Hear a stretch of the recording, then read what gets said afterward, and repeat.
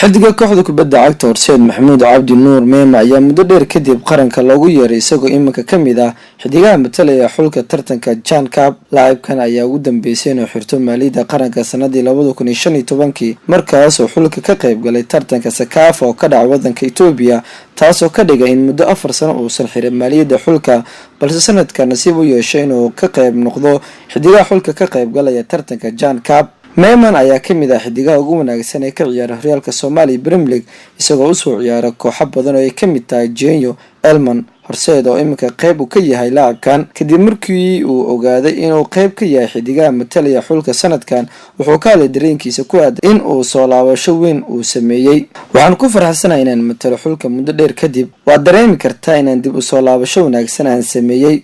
waa ii farxad inaan sanadkan xirto maaliyadda Ocean Stars maadaama aan ku hami weynaa inaan soo laabasho cajiib aan sameeyo. aniga waxaan rajaynaynaa inaan xulka qaranka guul adag aan soo gaarsiiyo saaxiibadeeda qaaliga aan ku wada tirsanahay sida Mustafa Nakuja, Faisal Ahmed, Faisal Hansha, Daawud Abdullahi Tubaal. إن شاء الله وحن رجعنا أنا نسوق جوليسا والله وفهم كرتا عياريان هذا قرن كم مقنية هي ماركتي أو قرن كلاقات تجي وعياريان هو صدعي بل ساعد قرن كلاقا وعنا كله وعياريان صود ده لو ريكوفري صو سمي أن ريكوفري بدنا صو سمي داوع ومقناي يوم ماركتي وحياة سيابة كله بل ساعد وحدك هذه يكون مقطعين برفورمانس أسرة أو ماركتي معلنك إسوحشت xulka qaranka ayaa sanadkaani qayb ka xulad ka qayb galay tartanka Chan oo caadiyan ciyaaraan xiddigaha horyaaladooda ka dheela.